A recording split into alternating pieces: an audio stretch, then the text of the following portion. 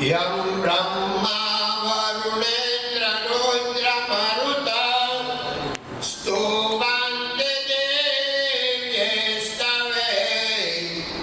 वेदे सांगपदक्रमोपनिषदे गायन्ति यां सामगां ज्ञानावस्थिततद्गतेन मनसा पश्यन्ति यां योगिनो यस्यां तं न विदुःसुरासुरगणा देवाय तस्मै नमः।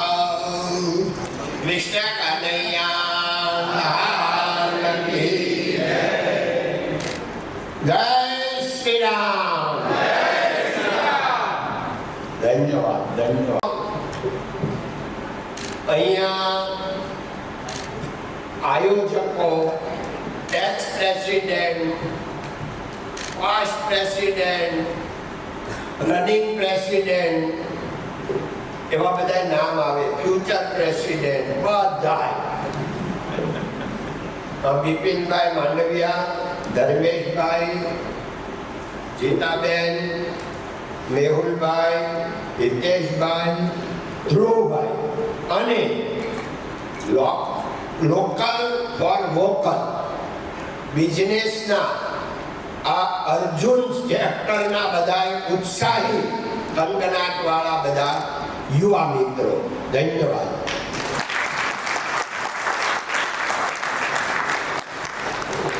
મિત્રો, આમ તો ગોવિંદ કાકાને બધા મળેલા જ હોય, પણ આજે આપણે થોડુંક નક્કી કરીએ કે અમારા જૂના ગ્રાહક કેટલા છે ને આજે નવા કેટલા છે. તો આમાં ગોવિંદ કાકાને આની પહેલા સાંભળ્યા હોય એટલા ઉત્સાહ કરો. જય હો ભાઈ, તાલી બજાવો. આ બધા અમારા જૂના ગ્રાહક. હવે જેટલા આજે પહેલી વાર સાંભળતા હોય એટલા ઉત્સાહ કરો. હા, વેરી ગુડ વેરી ગુડ. અડધાએ તો 2 વખત આ ઉત્સાહ નથી કર્યા. એવું થાય, સમજે ન પડે કાકા હું બોલે. મગર 50% છે. ખૂબ આનંદ છે મિત્રો. આજે આપણે એટલે મળ્યા છીએ કે આપણું જીવન સ્તર કંઈક ઊંચું બને.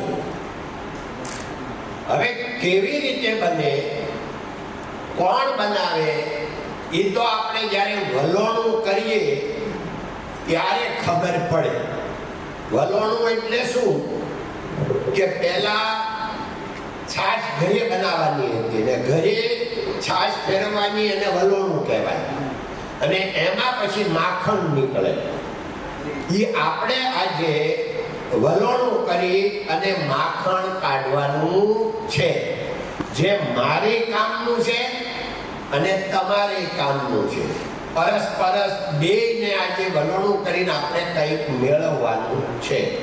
એટલે હું અત્યારે પ્રવચન આપવા કે તમને કોઈને કાંઈ ખબર નથી પડતી એટલે સમજાવવા આવ્યો છું, આવું કાંઈ નથી. કારણ કે એક વાત બધાને જ ખબર છે કે બાપ કરતા બેટા સવાયા હોય. એમ તમે બધાય અમારા જનરેશન કરતા તમે હોશિયાર છો, બ્રિલિયન્ટ છો અને એકદમ એક્ટિવ છો. એટલે તમને સલાહ સૂચન આપવા, પણ તમારી અંદર જે શક્તિ પડી છે, આપણી અંદર શક્તિ પડી અને જાગૃત કરવાની છે, અને એ વલોણો દ્વારા કરવાની. એટલે હું પ્રવચન નથી આપવાનો, પણ આપણે વાર્તાલાપ કરવાનો છે. એટલે તમારી પાસેથી ઘણું મળશે, તમારા પ્રશ્નો હશે એનો આપણે ક્વેશ્ચન આન્સર કરશું.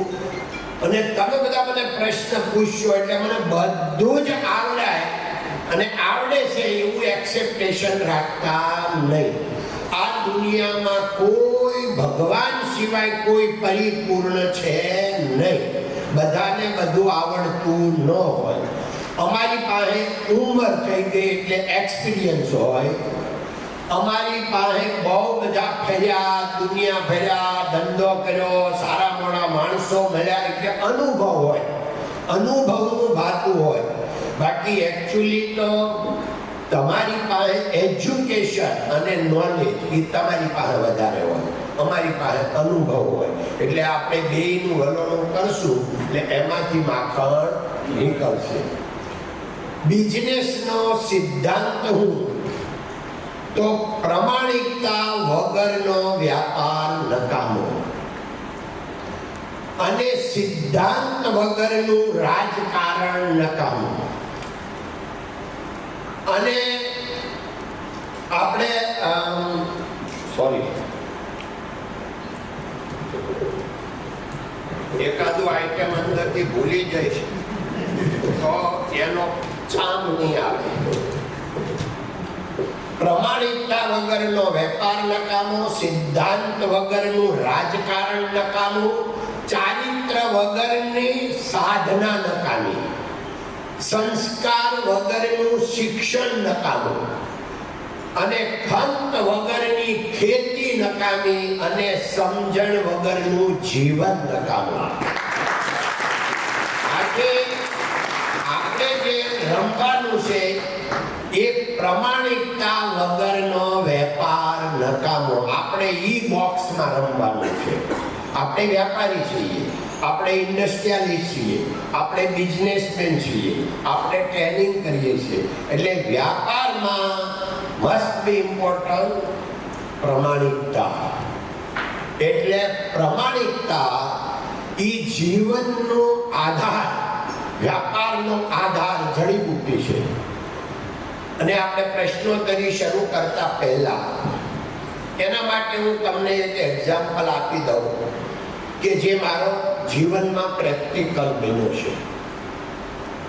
જ્યારે અમે 1970માં કારખાનું ચાલુ કર્યું, 3 કારીગર હારે બેસતા હતા લાલજીભાઈ પરવડીવાળા ત્યાં, અને 3 મિત્રોએ ભેગા થઈ અને કારખાનું કર્યું. 3 પાર્ટનર ને એક પાર્ટનરના શાળા હતા અને એનો ભાઈ નાનો, એટલે 5 જણા, 3 ભાગીદાર ને 2 કારીગર. હવે એ કારખાનું ચાલુ કર્યું ત્યારે મેં મારી બુકમાં આ આખો એક્ઝામ્પલ લખ્યો છે કે મજૂરીથી માલ લાવ્યા અને પછી વજન વધારે આવ્યું ને એમાં બદલો કરવાની વાત આવી, મોટા નાના હીરા મેં ના પાડી, એ તો છે. બીજો એવો જ દાખલો છે કે મેં જ્યારે વિચાર કર્યો અમે લોકોએ કે આ લોકોને 26% વજનમાં પ્રોફિટ થાય તો આપણે 34% વજન આવે છે તો આપણને પ્રોફિટ ન થાય, તો આપણે લેબરનું કામ નથી કરવું, આપણો પોતાનો માલ બનાવવો છે. હવે હીરા ક્યાં મળે એ તો ખબર નહીં. એટલે સાયકલ લઈ અને 500 રૂપિયા ખિસ્સામાં નાખીને હું મારા ભાઈએ બતાવી દીધી કે આ એક રાજ કપૂર, રમેશ રાજ કપૂરની ઓફિસ છે. એટલે જ્યાં હું સાયકલ લઈને ગયો, અડધો દાદર ચડ્યો તો ત્યાં વસંતભાઈ બેઠા હતા, રમેશભાઈ રાજ કપૂરના, રાજ કપૂર ઉપનામ, એનું નામ રમેશભાઈ શાહ. તો ત્યાં અડધા દાદર છે એક ભાઈ તઈ છે ને આ ટેબલ ખુરશી નહોતા, ગાદી અને નાનું ટેબલ આવે એમાં બેહવાનું હોય. તે ઈ ભાઈ મારી જેવડા 20 વર્ષના, તો ઈ ગાડલામાં બેહી પગ ટેબલ ઉપર આમ નાખીને આ ટેસ્ટથી હોતા હતા. એટલે મેં મને કે બોલો ભાઈ, મેં કીધું કે મારે હીરા લેવા છે કાચા. તો કે રોકડેથી ઉધાર, મેં કીધું રોકડેથી. તો કે અહીંયા તો નથી મળતા પણ હું તમારી હારે આવું, અપાવું અને મને તમે દલાલી આપી દેજો 1%. એ મારી હારે આવ્યા. એ વસંતભાઈ કોણ? અત્યારે અંકિત જેમ્સના માલિક. એ વસંતભાઈ મારી હારે આવ્યા અને માર્કેટમાં 3-4 ઓફિસે ગયા. હવે હીરાના હું ભાવ ખબર તો હતી ને, હું 100 ભાવ કે 80 કે 120 કે જિંદગી પહેલી વાર કાચા હીરા લેવાના દ્રષ્ટિએ પહેલી વાર જોયા હતા. એટલે એક ઓફિસ એવી હતી કે એને 91નો ભાવ કીધો, પછી ઓછા ન કીધા. અને બીજા બધા કે છોકરા ચાલ લેવું હોય તો ચાલો 5 રૂપિયા ઓછા, 10 ઓછા, બાર્ગેનિંગ કર્યું. એક ઓફિસ વાળાએ ન કર્યું. એટલે આપણે સમજ્યા કે આપણે તો સમજતા નથી. હવે આને બાર્ગેનિંગ જ કર્યું એટલે આની રફ લેવાય. એટલે મેં એને કીધું સારું 500 કેરેટ આપ, 5 કેરેટ આપો. એ કે 5 કેરેટની 10 કેરેટ મિનિમમ લેવી પડે, 100 કેરેટનું હતું. તો મેં કીધું કે શેઠ મારી પાસે પૈસા નથી, મારી પાસે 500 રૂપિયા છે. તો એ ક્યાં છોકરો ઘરે આવશે ને દલાલ લઈ જાય ઘરેથી, પણ મને ખબર નથી ઘરે ક્યાં હતા. એટલે પછી લઈ લીધી, ઘરે ગયા. એ ભાઈ હારે આવ્યો. તો મારા લગ્ન નથી એટલે અમે વીરજીભાઈ અમારા પાર્ટનર ગોધાનંદ ઘરે રહેતા હતા. તે હું એને ઘરે લઈને ગયો. એ તો ખાઈને હોઈ ગયા હતા. તો મેં કીધું વીરજીભાઈ હવે આ આપણે રફ તો લીધી, પણ એને 420 રૂપિયા આપવાના છે. 500 હું આપતો આવ્યો છું, 920 થાય, 910 ને 10 રૂપિયા દલાલી. તો વીરજીભાઈ આમ એકદમ બોલા હતા, અભણ, બીજું કાંઈ નહીં, આપણે કાઠિયાવાડી ભાષા. તો મને કે ભગત અહીં ક્યાં ફદો હતો? ફદો એટલે પૈસા, રૂપિયા ને ફદિયા કહેતા, ફદિયા. કે અહીં ક્યાં ફદો હતો? પણ મેં કીધું હવે આ આપણે માલ તો લઈ આવ્યા, હવે શું કરવું? પછી એણે એની વાઈફને કીધું કે ઓલા મેં તમે 200 રૂપિયા આપ્યા છે ને ઘર ચલાવો, એ પાછા લાવો. 200 લઈ લીધા. 200 બાજુમાં એક ભાઈ રહેતા હતા, એને ત્યાંથી ઉછીના લીધા અને 20 રૂપિયા એને ખિસ્સામાંથી આપ્યા. આ પહેલું પેમેન્ટ. હવે એ રફ લઈ લીધી.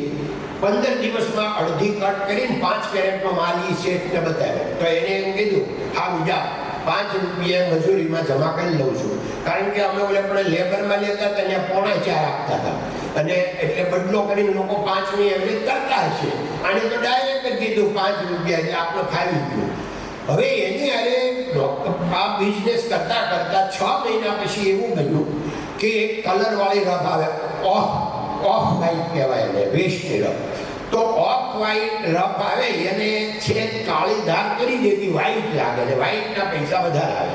એટલે અમારી બાજુમાં વિઠ્ઠલભાઈ ચિત્તરવાળા કારખાનું ચલાવે. મને કે ભગત તને ખબર છે આપણે જો આની કાળી ધાર કરીએ ને તો કલરનો માલ હોય ને વ્હાઈટ દેખાય, એના 1.5 પૈસા આવે. તો મેં કીધું મને તમે એ પૂરી બતાવો, ફોર્મ્યુલા તો બતાવો. એટલે એને મને ફોર્મ્યુલા બતાવી, કરી દીધા. 3 કેરેટ માલ હતો. તો કલર કર્યો અને વ્હાઈટ લાગવા મળ્યા. પછી અમે જે માલ હું 450 વેચતો હતો એને 700 કંઈ માર્કેટમાં મૂક્યો. તો જયંતિભાઈ માસ્તર કહેવાતા. જયંતિભાઈ માસ્તરની પહેલી જ ઓફર આવી 625ની. એટલે અમે દલાલને કીધું નહીં 700 અંદર વેચવું જ નથી, કારણ કે વેચવાતું હતું જ નહીં, ખાલી માર્કેટ જોવાનું હતું. પછી જે શેઠને ત્યાંથી હું માલ લેતો હતો એને ત્યાં હું ગયો. મેં કીધું કે આ જયંતિ માસ્તરની 625ની ઓફર છે ને, એને કીધું 635 છેલ્લા કીધા હતા, પણ તમને યોગ્ય લાગે એ ભાવ ભરી દો. તો કે સારું 635માં આપી દે. તો મેં કીધું તમને તો 450માં જ આપવાનું છે. તો એ બે ભાગીદાર ઊભા થઈ ગયા. કેમ? મેં કીધું આપણો જે હું રેગ્યુલર માલ લાવું છું ને 450 વાળો એ જ આ માલ છે, પણ આની ધાર કાળી કરી છે. એટલે તમે માર્કેટમાં છેતરાઈ ન જાઓ, એટલે આ ફોર્મ્યુલા હું તમને જે છે એ તમને બતાવવા લાગુ છું. તો એકદમ ઊંચા નીચા થઈ ગયા, અખલાઈ ગયા, અને એ માલ એમને 450 આપણે જમા કરાયો. મિત્રો જો તે દિવસે 635માં વેચો હોત તો આજે SRK બનત નહીં. એટલી વાત છે. પછી આપણે પૈસાવાળા નહોતા. તરણા આડો ડુંગર છે, તઈ 25-50-100 રૂપિયાની બહુ જરૂર હતી. આ ખેતીની વાત છે. એટલે હોનેસ્ટી છે એ જન્મથી આપણી સાથે આવે છે, એને સાચવી રાખવાની છે. રૂપિયા ઓછા વધતા હશે તો ચાલશે, અને એકવાર હોનેસ્ટી હશે તો ગયેલા ગ્રાહક પણ પાછા આવશે, ગયેલો પ્રોફિટ પણ પાછો આવશે, ગયેલો બિઝનેસ પણ પાછો આવશે. આ એક અદ્રશ્ય શક્તિની યોજના છે જેને આપણે ઈશ્વર કહીએ છીએ. એટલે આપણે બોલવું એના કરતા આપણું કાર્ય બોલવું જોઈએ. તો હવે આપણે વાર્તાલાપ કરશું, પણ પ્રશ્નોત્તરીના રૂપમાં. એટલે તમે કાંઈ પણ મનમાં કન્ફ્યુઝન હોય, બધાના આપણા બિઝનેસ અલગ જમના છે, એના બધાના રૂપ અલગ હોય. એકની એક વાત હોય, બધાને એક સરખી લાગવી પડે નહીં. કારણ કે સત્ય શેઠનું અને કારીગરનું બેયનું અલગ હોય. બેયને સત્ય જ કહેવાય, પણ બેયનું સત્ય અલગ હોય. એમ આપણા બિઝનેસ અલગ હોય, એમ બિઝનેસનું સત્ય પણ અલગ હોઈ શકે. જોકે સત્ય શાશ્વત છે, પણ સમજણ પરકમાં આપણી ઓલા બુદ્ધિમાં આપણને લાગે ખબર. બોલો જય હો પ્લીઝ.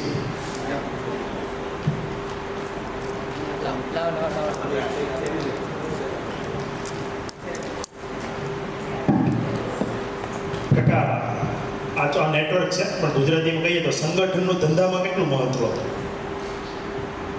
ફરીથી બોલો. સંગઠન હોય ને, સંગઠન આ અત્યારે કેમ બધા ભેગા થયા છે, સંગઠન ને નેટવર્ક કહેવાય. આ સંગઠનનું આપણા ધંધામાં કેટલું મહત્વ છે? બહુ જ મહત્વ છે. સંગઠન ડાયમંડ દુનિયામાં છે એવું વર્લ્ડમાં ક્યાંય નથી. ડાયમંડ દુનિયાનું જે સંગઠન છે એવું વર્લ્ડમાં કોઈ જગ્યાએ નથી. આ મારો 62 વર્ષનો અનુભવ છે. કયું સંગઠન? ભાઈ હું 1977 એન્ટવર્પ ગયો, બેલ્જિયમ. કોણ લઈ ગયું? સંગઠન. કારણ કે બધા વ્યાપારીઓ હોય, આપણે એને માલ વેચતા હોય, એ આપણા બાપ દાદાને ઓળખતા નથી. આપણું ગામ કયું છે એને ખબર નથી. આ જાત કઈ છે એ ખબર નથી. ફક્ત આપણને વ્યવહારથી ઓળખે કે ભાઈ આ ગોવિંદ છે અને એ કામ સારું કરે છે, એનો સ્વભાવ સારો છે, એ ટાઈમે પૈસા આપી દે છે અને ખોટી વાત કરતો નથી. આ વિશ્વાસ ડાયરેક્ટ હોય. હવે માનો કે હું પહેલી વાર એન્ડ પર ગયો ત્યારે મેં 2 શેઠને હું માલ વેચતો હતો. તે બેને મેં પૂછ્યું કે આપણે મારે એન્ડ પર જાઓ, તમે લઈ જાઓ? તો એક શેઠે કીધું કે હા, તને નો લઈ જાય હું વાંધો, હું 3% કમિશન લઈશ જવાબદારીનું. કારણ કે જવાબદારી એને લેવાની, હું પૈસા ન આપું એને આપવાના. અને બીજા શેઠને પૂછ્યું તો એને એવો જવાબ આપ્યો કે તમે અમારે ત્યાં 7 વર્ષ સુધી કામ કર્યું, એ જ અમારું કમિશન. ભલામણા તમને લઈ જાઓ હું વાંધો, અમે તમને અમારા એકાઉન્ટમાંથી માલ અપાવશું, તમે અમારી સાથે આવો. હવે 2 વેપારી 2 હાચા. ઓલા ભાઈ કઈ ખોટા નહોતા. કોઈ પણ એ તો ધંધો કરે ભાઈ, ધંધામાં 3% કમિશન થી હાલતું હતું, આખા માર્કેટમાં રેગ્યુલર લે. પણ ઉદારતાના ઇતિહાસ હોય, લોભિયાના ન હોય. વ્યવહારમાં તો 2 શેઠ હાચા હતા, પણ એક શેઠ જે હતા એ ઉદાર હતા. અને એને માણસ પારખી લીધી અને એને કીધું કે આને ભલે આપણે નો કમિશન લઈ, પણ આમાં આપણું કાંઈ જાહે નહીં. એટલે અમે જવાનું નક્કી કર્યું. પછી એને વાત કરી તમારે કેટલો માલ લેવો છે? તો મેં કીધું ભાઈ અમારે તો લગભગ 5-7 લાખનો લેવો છે. તો કે એવું કરો ને તમે કે 15 લાખનો લ્યો ને આપણે ભાગમાં રાખો, એટલે આપણા ભાગમાં ટ્રીપ 7 લાખનો 15 લાખનો અપાવવાનો તો અમારે જ છે કે અમારા ખાતામાં તમારો માલ મળવાનો છે. તો આપણે કીધું સારું ભાઈ, અમે પણ આપણી ટીમ પૂરતી ભાગીદારી. પછી તમને એમ થાય અમે 2 વર્ષ પછી નીકળી જઈએ, અમે 3 ભાગીદાર છીએ, ભલે તમારા અડધું આવે એટલે 6ઠ્ઠો ભાગ આવે. એટલે અમને તમને એમ ન થવું જોઈએ કે આપણે નીકળી ગયા. તો કે ના ના, આપણી ભાગીદારી ખાલી ટીમ પૂરતી. 3 મહિના 4 મહિના થાય આપણી ભાગીદારી પૂરી. નવી વાર જવાનું બહુ સારું કીધું. એ અમારી ભાગીદારી પછી 5 વર્ષ ચાલી, 82 સુધી. પણ પહેલી જ વખત 26 લાખનો માલ લીધો અને એમાં આવી અને 90% માલ ઈ શેઠે મુંબઈમાં જ વેચી નાખ્યો, એની જ ઓફિસમાં. પાર્સલ આવે, ખોલે, એ વેચી નાખે. 10% હું સુરત લાવ્યો અને 26 લાખની ખરીદીમાં 9 લાખનો નફો થયો. હવે મને 4.5 લાખ અમારી કંપનીને મળ્યા. પણ અમે 5-7 વર્ષમાં 70 થી 78માં મૂળ 5 લાખની મૂડી બનાવી હતી.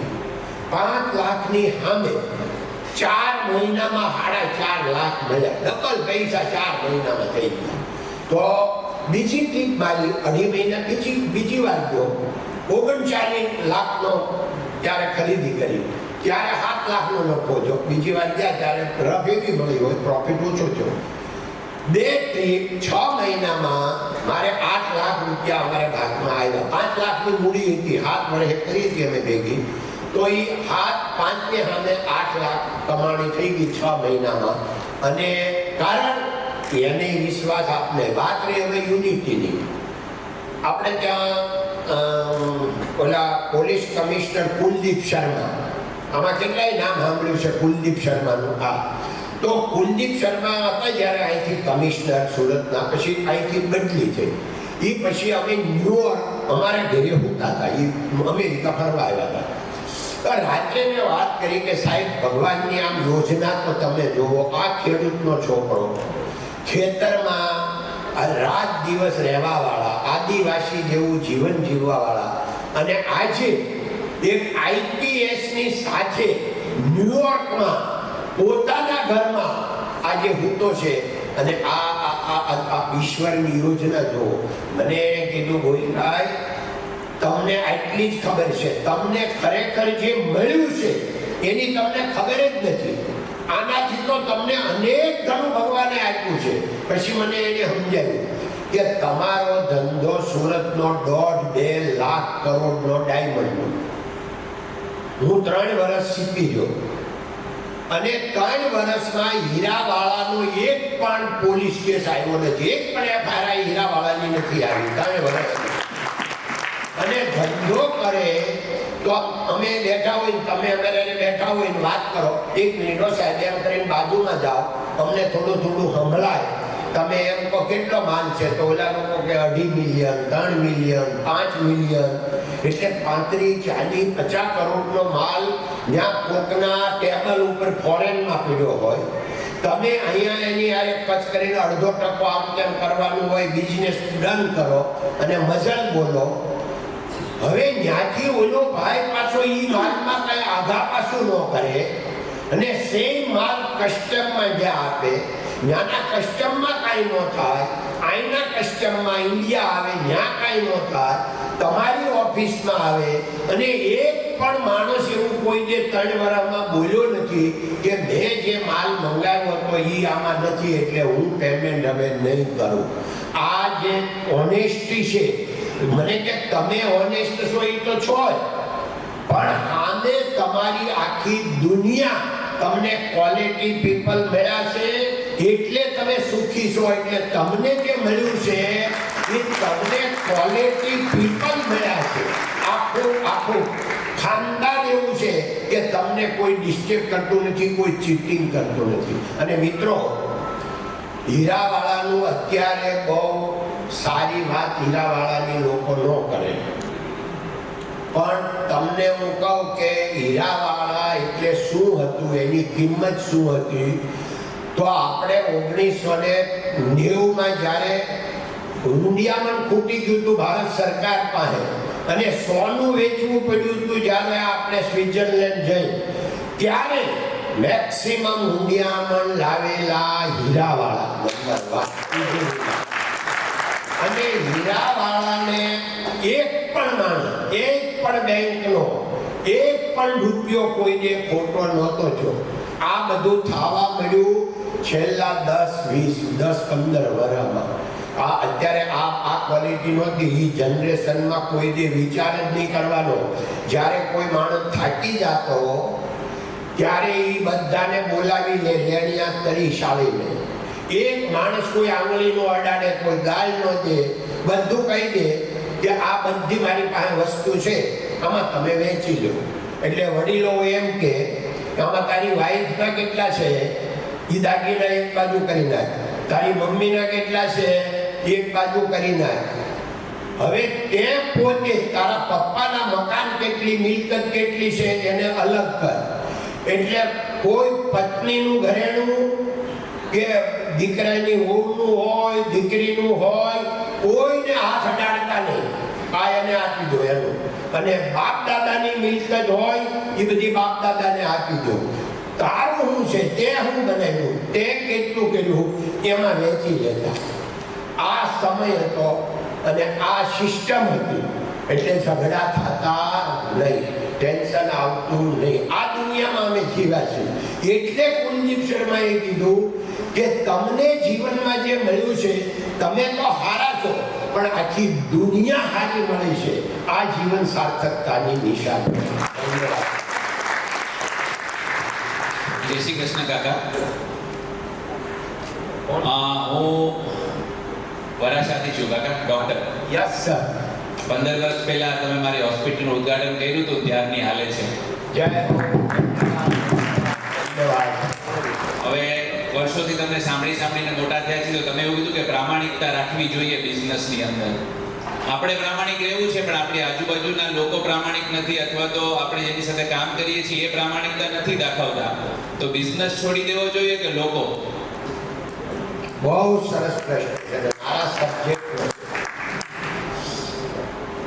ભાઈ બધા 100 જણા છે અને 100 જણા ખોટા હોય અને તમે એક સાચા હો, એટલે તમે એક ખોટા અને ઓલા જે 100 ખોટા છે એ સાચા, કારણ કે ઝાઝા હોય એ સાચું. ડોક્ટર સાહેબ છે એટલે એના સબ્જેક્ટની વાત કરું કે જ્યારે આપણે કિરણ હોસ્પિટલ બનાવતા હતા ત્યારે અમે લગભગ 30-40 હોસ્પિટલો આખા ભારતની જોઈ. બધાને એક જ પ્રશ્નો હતા કે તમે હોસ્પિટલ હરખથી કરો છો, પણ તમને આખા બેન્ડમાં ડોક્ટરો લઈ લે, તમારું કાંઈ ચાલશે નહીં. હોસ્પિટલમાં ચાલશે બધું ડોક્ટરો, અને તમારે ગમે એટલું એથિક્સ વાપરવું હોય, પહેલું કરવું હોય, તમને ડોક્ટરો નહીં કરવા દે. અમને મુંબઈની એક હોસ્પિટલે એમ કીધું તમારે સાચી સેવા કરવી છે, તમારું ટ્રસ્ટ છે કે બધું ખરેખર કમાવા માટે કર્યું છે? અમે કીધું સાચી સેવા કરવાની છે. તો એણે કીધું તો છે ને તમે વિઝિટિંગ ડોક્ટર નહીં રાખવાના, ફૂલ ટાઈમ ડોક્ટર કરી નાખો. ફૂલ ટાઈમ ડોક્ટર કરો એટલે કમિશન આવે જ નહીં કોઈને, કારણ કે તમારા ડોક્ટર હોય એને કમિશન કોઈ બહારથી લાવવાના ન હોય એટલે આવે નહીં. હવે અમે ફૂલ ટાઈમનું કર્યું એટલે એ લોકોએ કીધું જો તમારે બહારથી વિઝિટિંગ ડોક્ટર લાવવા હોય તો તમે 5 વર્ષે આર થઈ જશો. ફૂલ ટાઈમ ડોક્ટર રાખશો તો 10 વર્ષે થાવ, કારણ કે તમારી હોસ્પિટલ ઉપડશે નહીં. ઉપડે કોણ? તમને પેશન્ટ મોકલે કોણ? કમિશન ન મળે તમને હું કામ પેશન્ટ મોકલે? એટલે અમે કીધું માનસિક તૈયારી છે, 15 વર્ષ ન થાય આર તોય અમારી તૈયારી છે. એટલે આપણે તમને એ કદાચ ખબર નહીં હોય, આખા ગુજરાતમાં ફક્ત 2 જ હોસ્પિટલ છે કે જેમાં ફૂલ ટાઈમ ડોક્ટરો છે, એક કિરણ અને એક અમદાવાદ જાયડસ. 2 જ હોસ્પિટલ છે ફૂલ ટાઈમ. અરે વાત બીજી કે કોઈ કમિશન ડોક્ટર આપે અને કમિશન લે તો આ હમણાં સાહેબે વાત કરીને એને લાગુ પડે છે કે એને માટે અનએથિક્સ નથી, ખરેખર અનએથિક્સ કે કામ, પણ ડોક્ટરો માટે નથી. એટલા માટે કે હોય 100% એ કામ કરે છે, એટલે એને બચવું કેમ? અમારે એને થઈ ગયા લગભગ 20-25 વર્ષ. એક હોસ્પિટલ વાળા મેં કીધું સાહેબ મને હું તમારે ત્યાં ઓપનિંગમાં આવું, પણ એક મને વચન આપો કે તમે કોઈને કોઈ સંજોગોમાં કમિશન નહીં આપો. તો કે કાકા હું ઘર ભેગો થઈ જાઉં, હાલે જ નહીં. એટલે હું તમારી વાત માનું છું, મારે એવું કરવું જ છે, હાલવું જોઈએ. એટલે એમને કીધું કે તમે પધારો તો સારું, ન પધારો તો પછી, પણ હું એ તમને વચન નહીં આપી શકું. એના માટે તાલી બજાવો. હવે આપણને એવું શું કે આ ટ્યુશન ખાલી સુરતમાં નહીં, Surat, Mumbai, India, America, Europe, આખા વર્લ્ડમાં છે. એટલે આમાં કાંઈ આપણે એવું નથી કે આપણે જ એટલા પ્રોબ્લેમ છે. મેયો ક્લિનિકમાં જાઓ ને તો છે, હું જઈએ ને બોડી ચેકઅપના $30,000 મેન કાપીએ 2 થઈને આપ્યા છે. એટલે અમને ખબર 20 લાખ રૂપિયામાં બોડી ચેકઅપ કરાવ્યું છે. એટલે ન્યાય આ દૂષણ તો છે, હવે આખા વર્લ્ડનું છે. એટલે એમાંથી બચવું, પણ આપણો આનંદ છે કે આપણે બચી ગયા. એટલા માટે બચી ગયા કે ફૂલ ટાઈમ ડોક્ટરો રાખ્યા. ફૂલ ટાઈમ રાખ્યા એટલે વાતાવરણ બગડે. વાતાવરણ એવું થાય કારણ કે આપણને કોઈ ડોક્ટર હોય બિચારા એને મળવાની જ થાય. હવે એને તમે કહો કિરણની મને ચિઠ્ઠી લખી આપો, કે શું કે ખબર એટલું જ બોલે થોડું, તો મારી જવાબદારી નહીં, બીજું કાંઈ નહીં, એટલું જ બોલે. તો આપણને તો આપણા ફેમિલી ડોક્ટર ઉપર જ વિશ્વાસ હોય તો કંઈ નહીં સાહેબ તમે કોઈ ન્યા મારે જવું, આપણે જેમ જ કહેવાનું વાતે સાચી છે. એટલે એમાં કોઈનો દોષ નથી. આપણે ડોક્ટરો જરા પણ ખરાબ નથી, ડોક્ટરો બધા સારા છે, આપણો સમાજ છે, આપણા છે, બધું કમ્પ્લીટ છે.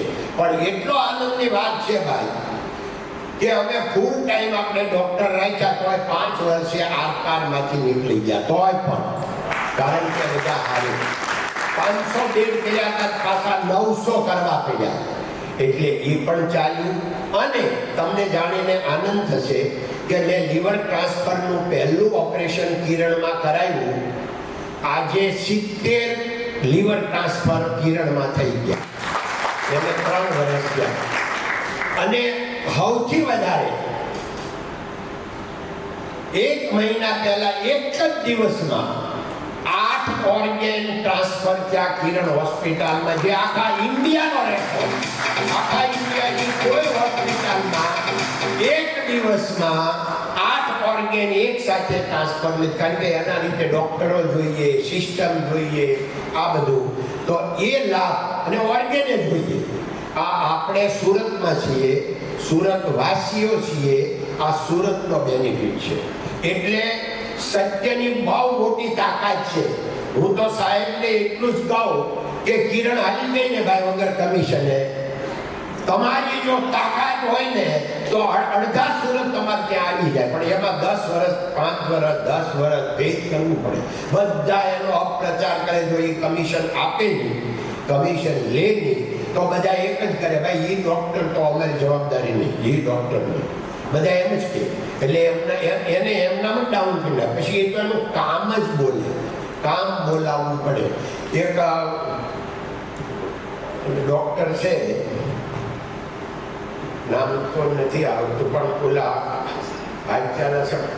ઓર્થો, એને શું કર્યું, હોસ્પિટલ ચાલુ કરીને એ કમિશન આપવાના બદલે શું કર્યું, જે પેશન્ટ આવે એને કહેવાનું કે ભાઈ તારું થઈ જાય, તારું ઓપરેશન લાખ રૂપિયા છે, 50,000 છે, બોલો કે મારી પાસે નથી સાહેબ 20,000 છે, ઓકે 20,000 તારા પૈસા આપી જાય છે, જ્યારે થાય ત્યારે આપી જાય છે, કોઈને પાછા ન મોકલે. 1 રૂપિયામાં કર્યું, લાખમાં કર્યું, અને પબ્લિક જ એવો પ્રચાર કર્યો કે એની હોસ્પિટલ બધા કરતા સારી બની હાલવા. આવો આવી જગ્યા છે. સત્યની બહુ મોટી તાકાત છે. સત્યને કોઈ સાઈડ કરી જ ન શકે. પણ ધૈર્યવાન, ધીર ગંભીર બનવું પડે. ધન્યવાદ. નમસ્તે, મેં મારું ફાઇનાન્શિયલ પ્રોડક્ટ ચલાવું છું. હું તો છે ને મારી પાસે કોઈ પ્રોડક્ટ લઈ તો છે ને એની પાસે કાગળ જાય અથવા હવે તો સોફ્ટ કોપી જાય છે. પણ હવે થોડા ટાઈમ પહેલા જે તમે જે વક્તવ્ય સાંભળેલું હતું, એમણે એવું કીધું કે જૂઠું બોલ્યા વગર તો ધંધો થાય જ ને. એમને ઉદાહરણ આપેલું કે 10 રૂપિયાનું કાગળ છે, મારે 25માં ભાવ કહું, પેલા ભાઈ 15માં માંગે તો મારે તો એમ જ કહેવું પડે છે કે મને ઘરમાં જ 20 રૂપિયાનું મળ્યું તો હું તને 15માં કેવી રીતે આપું. એટલે એ વાત કે છે એમાં એવું છે, તુંડે તુંડે મતિર ભિન્ન. એનો અર્થ થાય કે બધાના વિચારો અલગ અલગ હોય. હું તમને એમ કહું કે હું ડોંગરીજી મહારાજના પ્રભાવમાં, અને ડોંગરીજી મહારાજ એમ કે સંતતિ અને સંતતિ અને સંપત્તિ અને સંતતિ આ પ્રારબ્ધ અનુસાર મળે છે. એના માટે પ્રયત્ન કરવાની જરૂર છે, પાપ કરવાની જરૂર નથી. અને આ મને દ્રઢ વિશ્વાસ બેસી ગયો આ સેન્ટેન્સ ઉપર. એટલે હું ડાયમંડ માર્કેટમાં મારી ઓપન ચેલેન્જ છે કે હું પૈસા માટે, બિઝનેસ માટે એક પણ વખત ખોટું બોલવું હોય તો ધંધો છોડી દેવો આપણે. તો સત્યથી આ બધું તમે કહો, આ સત્યથી કંપની ચાલે, સત્યથી પૈસા મળ્યા, બધું સત્યથી થયું. તો કોણે કીધું કે અસત્ય ભાઈ બોલવું પડે?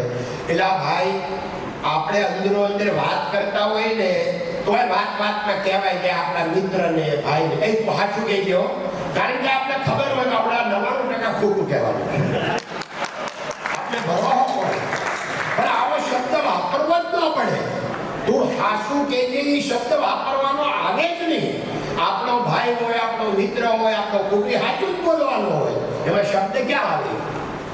એટલે સત્ય ઈ જ જીવન છે, જીવન ઈ જ સત્ય છે. હેલો, જય શ્રી કૃષ્ણ ગોવિંદ કાકા. હા, જય શ્રી કૃષ્ણ. 27 વર્ષથી વરાછામાં એજ્યુકેશન સાથે જોડાયેલો છું અને ઘણા વિદ્યાર્થીઓ મારી પાસે ભણીને આજે સારી સારી પોસ્ટ પર આઈએએસ છે, ઘણા છે. સર, મારે આટલું મોટું તમે એમ્પાયર કરવો છો તો જે એમ્પાયરમાં આટલા બધા વ્યક્તિઓ છે એનું જે મેનેજમેન્ટ થાય છે એની એવા મેનેજમેન્ટ અમે પણ સાથે કરી શકીએ એસોસિએશન સાથે, તો એવી મેનેજમેન્ટની 2-3 ટિપ્સ અમે આપશો. ધન્યવાદ. ભાઈ, મેનેજમેન્ટનો નિયમ જ છે કે ભાઈ મેનેજ કરવાનું. હવે મેનેજ શું કરવાનું? તો સામે સારાય આવે, સાચાય આવે, ખોટાય આવે, ખરાબે આવે, દેવોય આવે, દાનવો આવે, બધાનું મેનેજ કરવું, એનું નામ મેનેજમેન્ટ. આપણું કામ જ ઈ છે ભાઈ. પણ હું એટલું કહું કે મારે ત્યાં એક ભાઈ પેલા ટાટાના એક એચઆરડીના હેડ આવ્યા છે, નામ હું સાહેબનું પંચ એ કંઈક છે, એને જેઆરડી ટાટાની બુક લખીને એ ભાઈ એમાં સપોર્ટેડ હતા જેઆરડી ટાટા સાથે. કારણ કે બધા બપોરે 1 કલાકની રિસર્ચ. હા, પ્રશાંત ગાવડેકર ને વર્કર એવું કઈ મહારાષ્ટ્રના હતા, ક્યાં હતું નહીં ખબર. હવે એ અમારા મિત્ર બની ગયા છે. તો એ એમ કહેતા કે એક વખત એવું બીજું સત્યની તાકાતની વાત કરું તમને કે જેઆરડી તાતાને ચેરમેન પદેથી ઉતારી અને બીજા જે ભાઈ હતા એને બેસવાનું અને આખું નક્કી થઈ ગયું. અને એ કે હું સાક્ષી, એ હું નાનો પણ હું આ જમશેદજી તાતા અને ત્યારે ઓફિસમાં ઓલા રિસેસમાં રહું એમ, એટલે એનો ધ્યાનમાં હું છોકરો એટલે કાંઈ કામ નહોતું મને હોપે. તો એ કે હું જ્યારે હોલ હતો ખીચાખીચ ભરાઈ ગયો અને બધાએ નક્કી કરી નાખ્યું હતું કે આનું નામ આપે કે બીજા 8 જણા જે ડાયરેક્ટરો હોય એને સપોર્ટ આપે અને એનું નામ ડિક્લેર થઈ જાય. એ કે હું સાક્ષી છું કે કેટલી ઓરા હોય છે અને સત્યની કઈ તાકાત હોય છે. હું તો કે છેલ્લા 3 ઓલા હોલ ને તો બહુ મોટો હોલ, અંદર 10,000 માણસ બેસે એટલો. હું છેલ્લે ઓલા ઉપર હતો કે બારણા પાસે ઊભો હતો. જેવા આમ જેઆરડી દાખલ થયા, સ્ટેજ ઉપર જે 10 લોકો બેઠા હતા અને સામે 10,000નું ઓડિયન્સ હતું, એક માણસ શબ્દ ન બોલી શક્યો, એક પણ માણસ કે આને આ જેઆરડીને આપણે હવે લઈને આ ભાઈને ચેરમેન બનાવવા છે. પ્લાન મહિનાઓથી કર્યા હતા પણ એની ઓરાની એટલી તાકાત કે એ આવ્યા ત્યાં કોઈ બોલી ન શક્યો. તો આ કર્મની તાકાત છે. આપણે નથી બોલવાનું, આપણું કર્મ બોલવું. હેલો કાકા, તમારી એક મેં ક્લિપ સાંભળી હતી રીલ, એમાં તમે કીધું હતું કે કાપે ઉંદર કરંડીઓ, સાપ ઉંદરને ખાય, ઉદ્યોગે અવળું પડે, હરી કરે તે થાય. હવે બહુ વિરોધાભાસ જેવી વાક્ય છે આ કે ઈશ્વર પર ભરોસો રાખવો, પરિશ્રમ કરવું, તો પછી પ્રારબ્ધનું શું કામ છે? એટલે સવાલ લાસ્ટમાં એવો છે કે ઈશ્વરના ભરોસે બધું મૂકી દેવું કે પરિશ્રમ કરવો? અને આ સવાલનો જવાબ મેં બહુ સ્પષ્ટ તમારી પાસેથી ઈચ્છું છું, ડિપ્લોમેટિક આન્સર ના આપો. એકદમ સ્પષ્ટ કે સૌથી નંબર 1 ઈશ્વરનો ભરોસો રાખવો. ઈશ્વર જ છે આ સૃષ્ટિમાં કરતું, અકર્તું અને અન્યથા કરતું ઈશ્વર જ છે. મનુષ્ય કહે નહીં કરવું કરતલ દૂજા કોઈ, આ દરિયા અધવચ્ચે રહે હરિ કરે સો હરિ. હવે વાત રહી કે પ્રારબ્ધની, તો પ્રારબ્ધ હું, પ્રારબ્ધ કોણ ચલાવે? હરિ ચલાવે. હરિ એટલે કોણ? અદ્રશ્ય શક્તિ. અદ્રશ્ય શક્તિ, જે અદ્રશ્ય શક્તિની યોજના છે આપણને ઘણા વાર ટેલિપેથી થાય કે આપણે આપણા મિત્રને યાદ કરતા હોય સવારથી કે આજે આ ફોન કરવો છે, મારે એવું કામ છે, એનો ફોન આવી જાય છે ઓચિંતા. બધાને આવો અનુભવ હોય. તો એને કોણે કીધું? તો જેને તને કીધું એને કીધું. એ અદ્રશ્ય શક્તિ એક જ છે અને એ જ આ બધું સંચાલન કરે છે. આ મને અહીંયા કોણ લાગ્યું? અદ્રશ્ય શક્તિ. તમને અહીંયા કોણ લાગ્યું? અહીંયા તમે કેમ બેઠા છો? અદ્રશ્ય શક્તિ. કારણ કે આપણે આવવું જ હોય, બધા પ્લાન પ્રોગ્રામ હોય, અને એવું બની શકે કે ઘરેથી કે ઓફિસેથી નીકળતા સહેજ પગ લપશો આપણે હોસ્પિટલમાં, અહીંયા જ આવવું હોય. પણ પહોંચાય કે નહીં પહોંચાય એ તો પ્રારબ્ધની વાત છે. પ્રારબ્ધ એટલે શું? ડોંગરેજી મહારાજ બહુ સરસ સમજાવે કે રથના બે પૈડા હોય, બે વ્હીલ. હવે આ છોકરાઓને વ્હીલ કેવું પડે, પૈડામાં સમજે. એટલે જે રથ હોય એને બે પૈડા, એક પૈડું હોય પુરુષાર્થનું, એક હોય પ્રારબ્ધનું. અને આ સંસાર રથને, એ રથ એટલે આપણો સંસાર રથ, એને બે પૈડા હોય. પ્રારબ્ધનું એક જ વ્હીલ ફેરા કરે અને પુરુષાર્થ દ્વારા ઉભા રહે તો રથ ત્યાંનો ત્યાં કયા કર્યા, સંસાર રથ ત્યાંનો ત્યાં ફરે. હવે પ્રારબ્ધમાં હોય એ વ્હીલ નો ફરે અને ખાલી પુરુષાર્થ નો ફરે તો પણ રથ ત્યાંનો ત્યાં જ રહે, બે હાલવા જોઈએ. એટલે હું જ્યારે નાનો હતો, બહુ નાનો, 7-8 વર્ષનો, મારા પપ્પા અભણ પણ એક ડાયરી ખિસ્સામાં રાખતા, અને કોઈને શીંગ આપી હોય, કપાસ હોય, ડાળિયા આવતા હોય, મજૂર હોય, લખાવે બોકની પાસે, એટલું લખી રાખતો. તો એ ડાયરીની પાછળ લખેલું હતું મનુષ્ય યત્ન ઈશ્વર કૃપા. આ તમારો પ્રશ્ન છે, બસ આવી ગયો. એ ડાયરીની પાછળ જે સેન્ટેન્સ લખ્યું એમાં જવાબ આવી ગયો. મનુષ્ય યત્ન એટલે મનુષ્ય કરવાનું છે પ્રયત્ન, કર્મ, અને મનુષ્યત્ન ઈશ્વર કૃપા, એની કૃપા થાય તો મળે. હવે ગીતા શું સમજાય? ગીતા એવો ગ્રંથ છે, મેનેજમેન્ટનો ગુરુ છે. આખા વર્લ્ડમાં કોઈ બુકમાં, કોઈ શાસ્ત્રમાં ક્યાંય લખ્યું નથી કર્મયોગનો શબ્દ. કર્મયોગ એકલો ગીતામાં જ આવે છે. અને કર્મયોગ શ્રી કૃષ્ણ ભગવાને કીધું છે, જે આપણે બધા કરી રહ્યા છીએ. કર્મયોગ એટલે શું? હાવ ચોખ્ખું લખ્યું છે ગીતામાં, તું કર્મ કર, કર્મ કરવાનો તને અધિકાર છે, પણ ફળનો અધિકાર તને નથી. આ ચોખ્ખું લખ્યું છે. કર્મયોગ એટલે શું?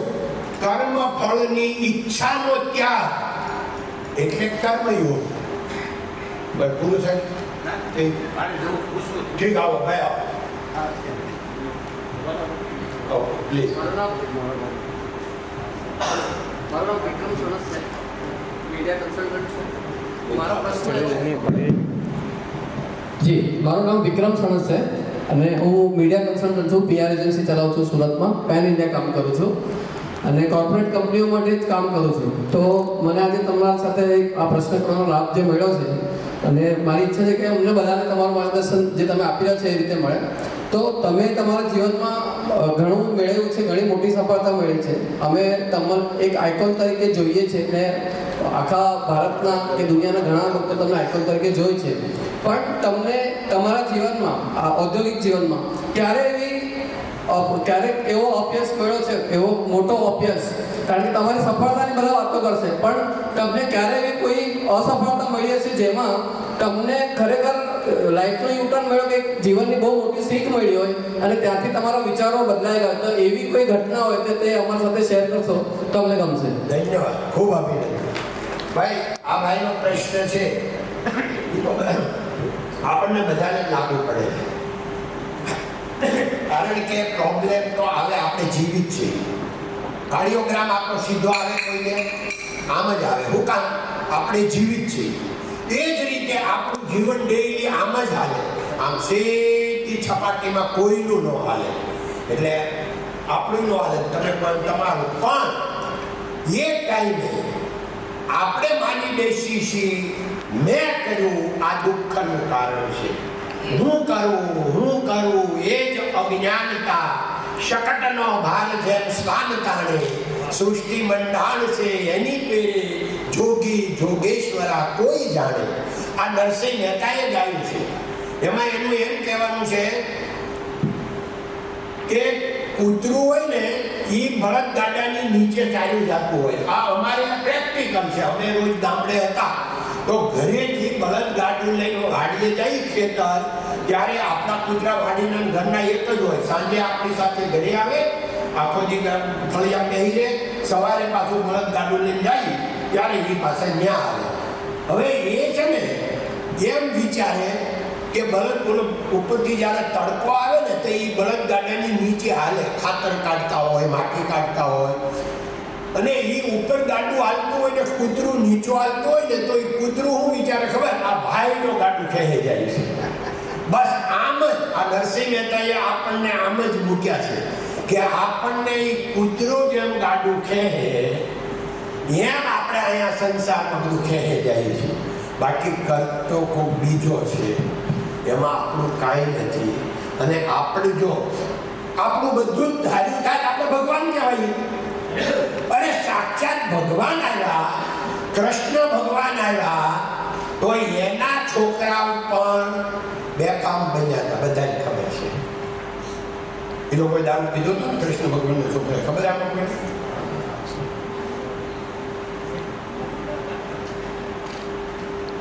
અને રામ ભગવાન આવ્યા, સાક્ષાત ભગવાન, તો વનમાં જવું પડ્યું.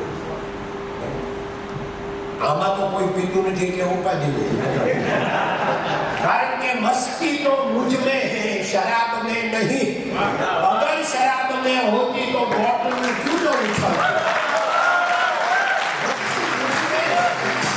આ મસ્તી આવે ને કઈ જીવન જીવવાની જરૂર નથી. આ મસ્તી અહીંયા જ છે. મસ્તી દારૂમાં છે જ નહીં, આ જ મસ્તી. અને એનાથી જીવન ભરપૂર જાય. 24 કલાક તમારે ભરપૂર જીવન ચાલે. બોલી તો જ્યારે પેલું સડે પાછું ઉતરે ત્યાં પાછું તમારું મૂળ ખલાસ થઈ જાય. એ કામનું નથી. આમાં કોઈ લેતા હોય તો આજથી ગોવિંદ કાકા આવ્યા એટલે બંધ કરજો.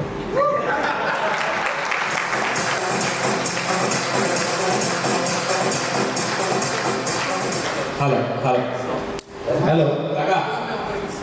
અને મારું પ્રેક્ટિકલ છે કે આપણે નાના હતા ત્યારની વાત છે ભાઈ. 77માં આપણે કંપની એક્સપોર્ટ ઇમ્પોર્ટ કરતી થઈ.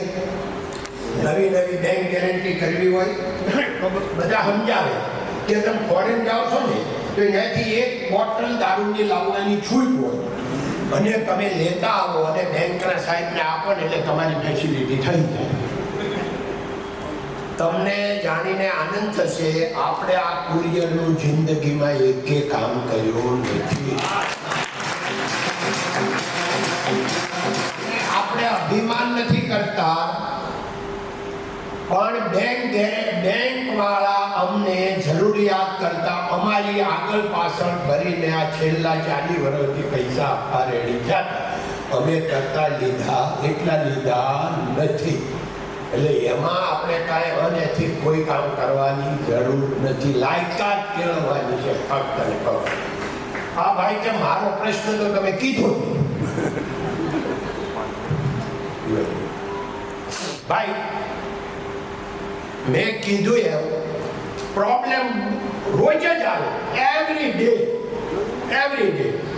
દાખલા તરીકે હું વારંવાર જાહેર પ્રવચનમાં કહું છું, અમારા લગ્નને 54 વર્ષ થયા અને કાકી અભણ છે અને રામકૃષ્ણના ડાયરેક્ટ પાર્ટનર હતા પહેલા, હવે ડાયરેક્ટર છે. એટલે મારી પાસે જેટલા પૈસા એટલા કાકી પાસે છે અને કાકી અભણ છે.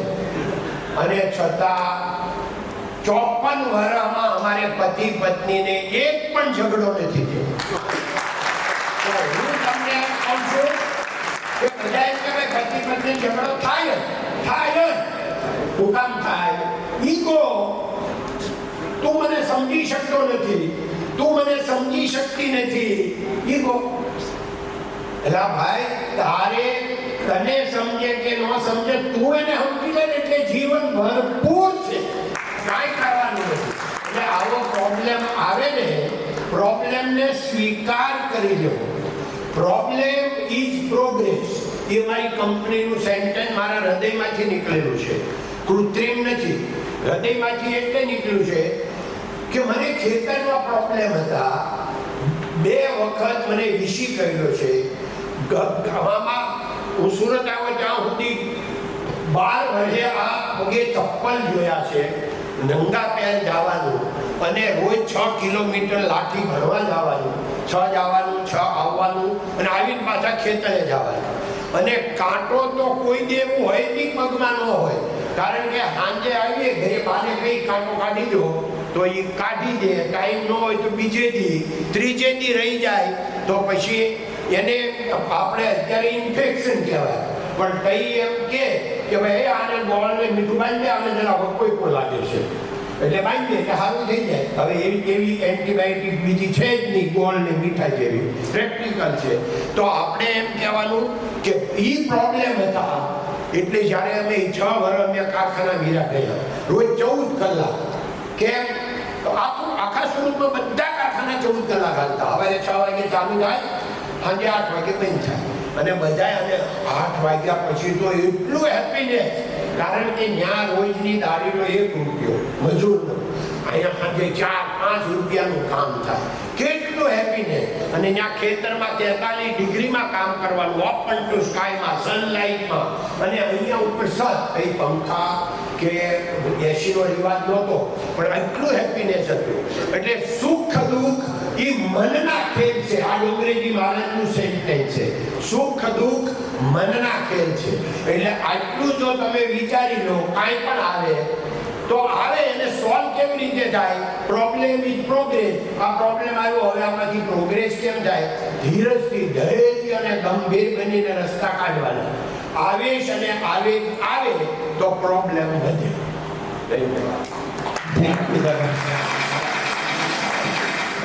એક સેન્ટેન્સ છે, યત ભાવ તત ભવતિ, you become what you believe.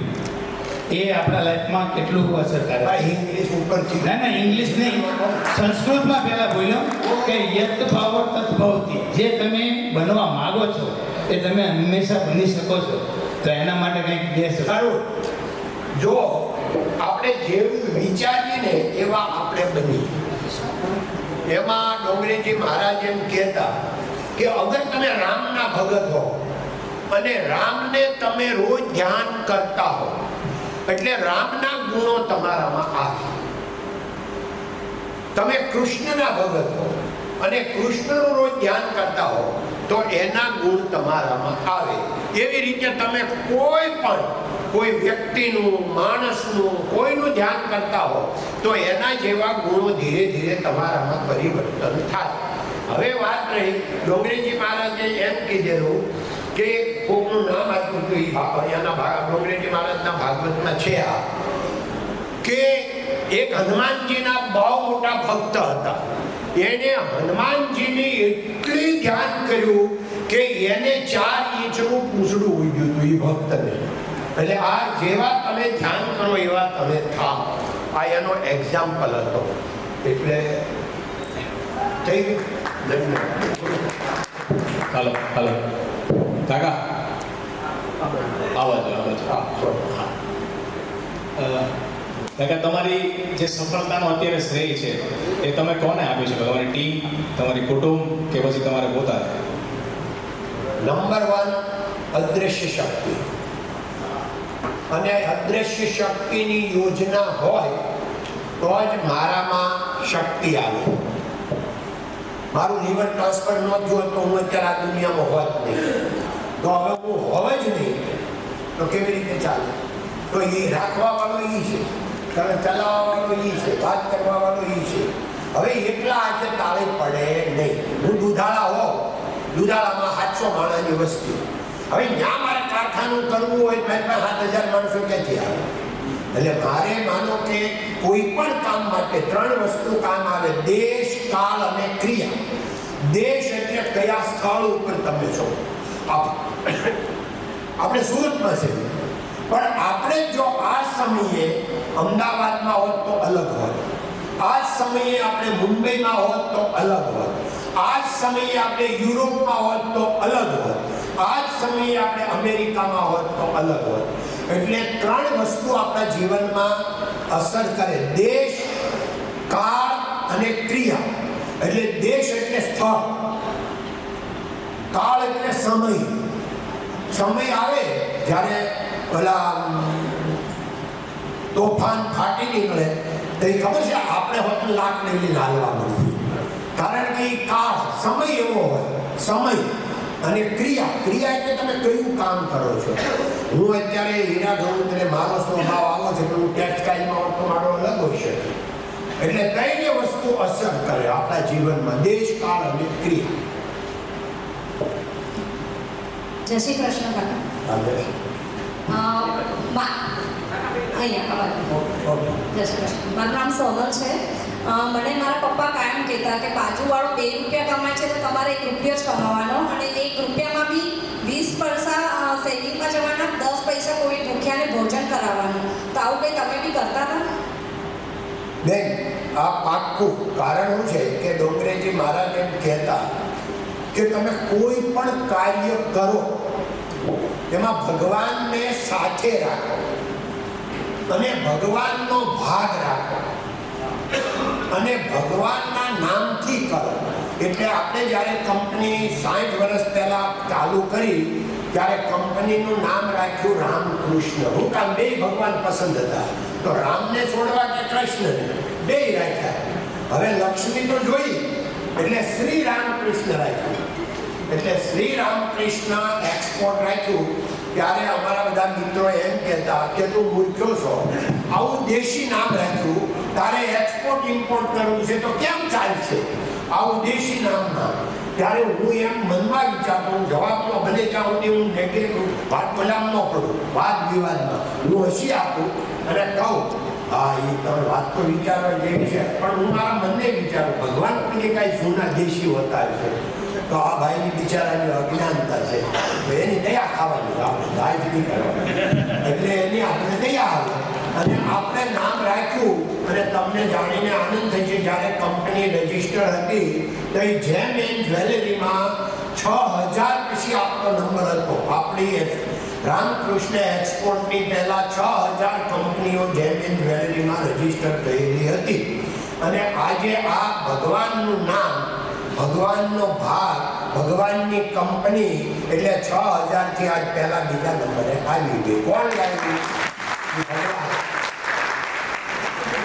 જય શ્રી કૃષ્ણ. એ આ ભાગ્ય પૂર્ણ તમારું તો પાકું, પણ આ બે ચાર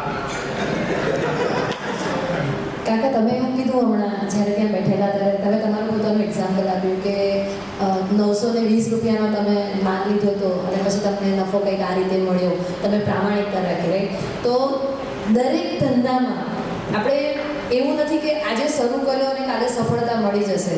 તો કોઈ પણ ધંધામાં કન્ટિન્યુટી ક્યાં સુધી આપણે રાખવી જોઈએ, ક્યાં સુધી રાહ જોવી જોઈએ કે આપણને એવું લાગે કે આ જ ધંધો આપણા માટે પરફેક્ટ છે? કન્ટિન્યુટી જીવનભર રાખવાની. નંબર 1 પહેલા આપણો ધંધો ચોઈસ કરતા પહેલા વિચારવાનું કે હું કોણ છું. હું એટલે મારો સ્વભાવ. મારો સ્વભાવ કેવો છે? તમે પહેલા તમને ઓળખો કે હું કોણ છું. આપણા વેદશાસ્ત્રમાં પહેલામાં વહેલો વેદમાં શબ્દ છે કોહમ, એનો અર્થ થાય હું કોણ છું, અને છેલ્લો શબ્દ છે સોહમ. એ જ શું? કોહમ ને સોહમ ની વચ્ચે આપણા શાસ્ત્રો છે. એ જ હું સૌ. પહેલા આપણને ઓળખવાના, પહેલાને કદી પણ ઠુકરાવવો નહીં. ધંધો મળવો જ મુશ્કેલ છે. જે બિઝનેસ આપણને મળે એને સાચવી લેવો. બીજાનું જોઈ અને બીજાના બંગલા જોઈને આપણા ઝૂંપડા આગની લગાડવાની એવું છે. આપણો સાચવી લેવાનો. હા, સાઈડ બિઝનેસ કરવાનો. એવું લાગે કે અત્યારે આમાં ભાઈ નથી બનતા તો અત્યારે થોડો ટાઈમ કરવાની સાઈડ બિઝનેસ મારો ભાઈ કરે, બેન કરે, ફેમિલીમાં કોઈ કરે તો સાઈડ બિઝનેસ કરવાનો, પણ મૂળ બિઝનેસ છે કદી પણ ડિસ્ટર્બ નહીં કરવાનું. જે બિઝનેસના પ્રોફિટથી આપણું શરીર બન્યું હોય, આપણું એને ક્યારેય છોડવું નહીં, એને ક્યારેય નેગેટિવ બોલવું નહીં.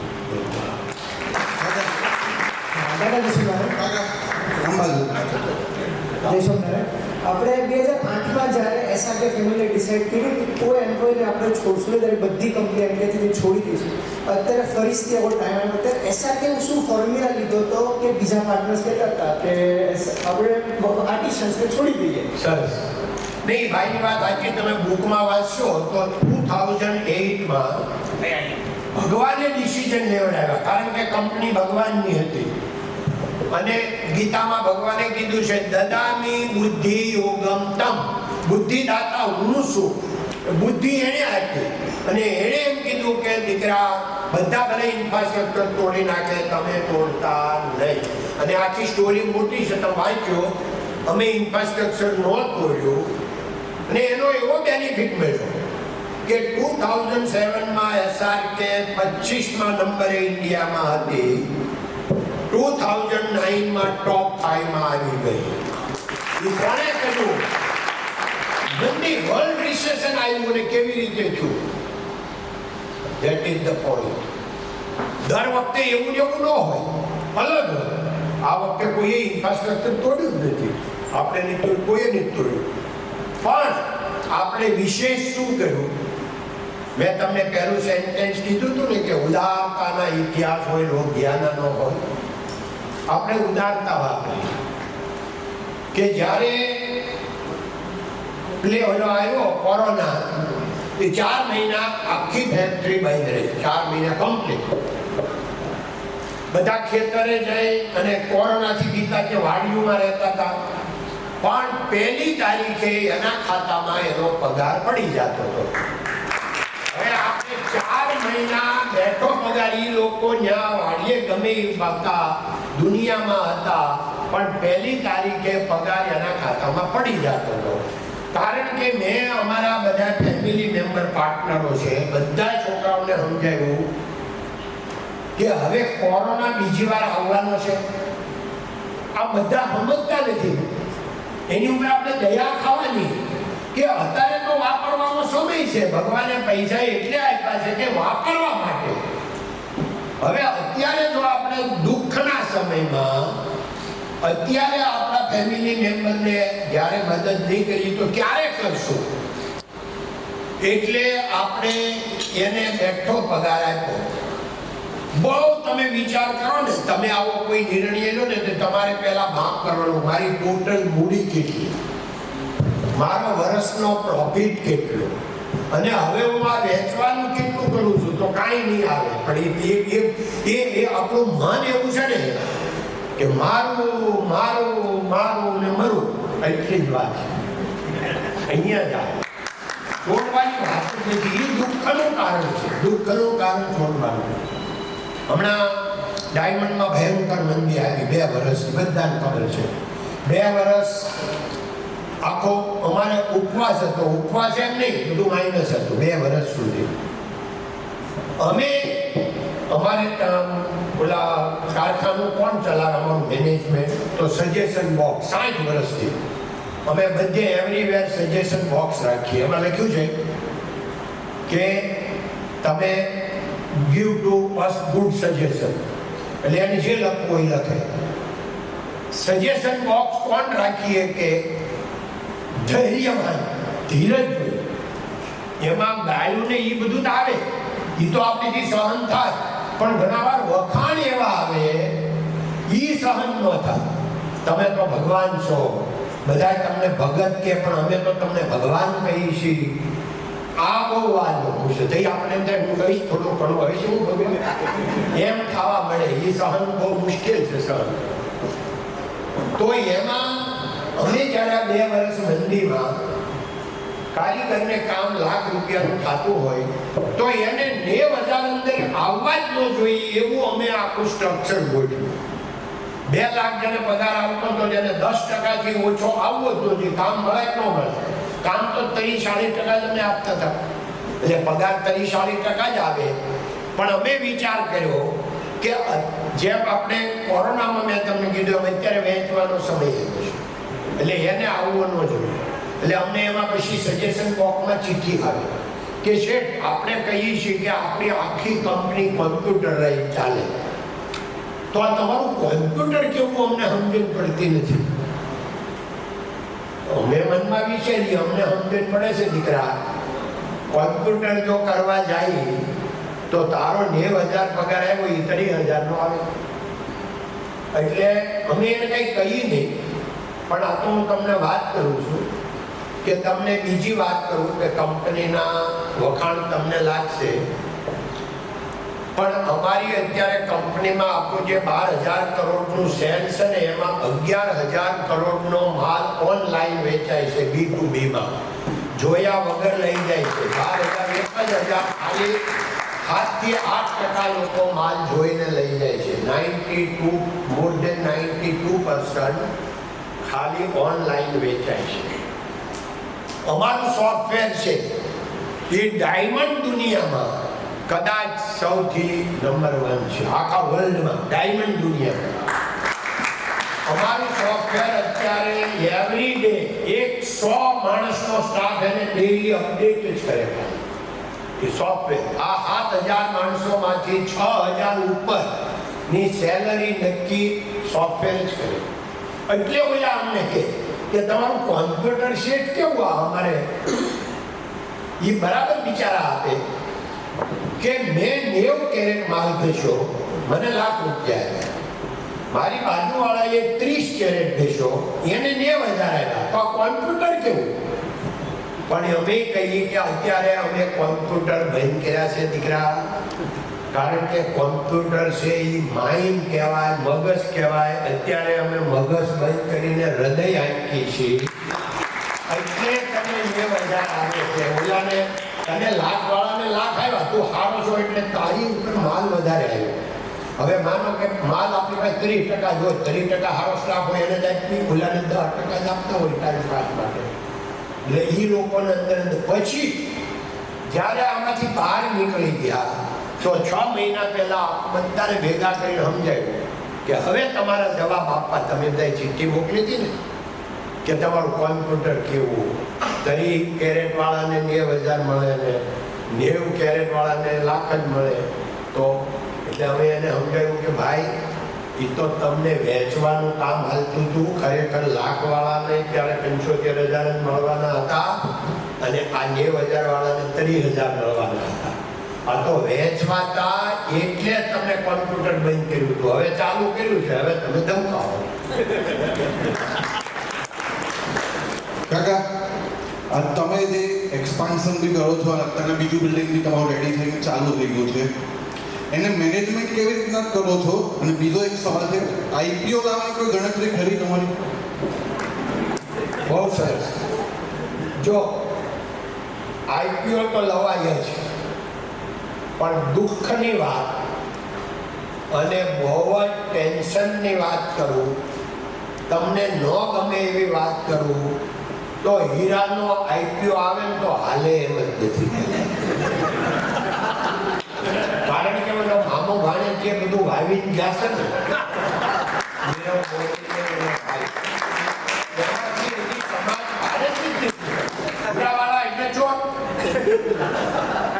બેંકમાં જાવ તો હોંગકોંગમાં ખાતું ન ખોલે, લંડનમાં હીરાવાળા નહીં ખાતું. આટલી બધી એને પ્રતિષ્ઠા વધારી દીધી. એટલે આઈપીઓ ખોલવાનો છે, પણ હીરામાં એ કુકરી હાલે એમ નથી. કારણ કે અમારે મારા ભત્રીજા ઈશ્વરભાઈએ જે બિઝનેસ કર્યો 2,500 કરોડનો અને હમણાં 7,000 કરોડની વેલ્યુ આવી, લોકો પૈસા રોકવા માટે પડાપડી કરે. હવે 7,000 કરોડનો અમારું 12,000 કરોડનું શેર છે, તમારે લાખ કરોડની કંપની તો છે જ, પણ હીરાવાળા એટલે કાંઈ નહીં. એટલે અમારે આઈપીઓ આવશે. અમે અત્યારે સાઈડ બિઝનેસ ભગવાન દિયાજી અમારે યંગસ્ટર બહુ મોટું વિશાળ આખું ઝાડ થઈ ગયું છે.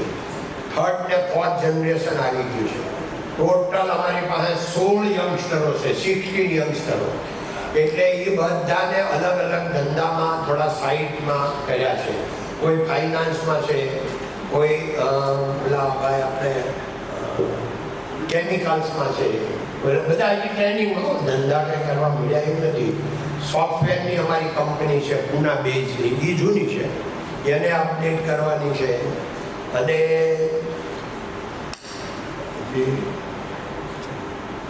ભૂલી ગયા ભાઈ. તો આ બધું ચાલે છે. એમાં ગમે ત્યારે આઈપીઓ આવશે. બેંક કંપની છે એને કંઈ ડિસ્ટર્બ કરવાનો નથી. એટલા માટે કરવી છે. હમણાં આજે જો એની વેલ્યુ 2 લાખ આપે તો આપણે કરવી છે. આપે નહીં, આપે કોઈ શેર લે નહીં.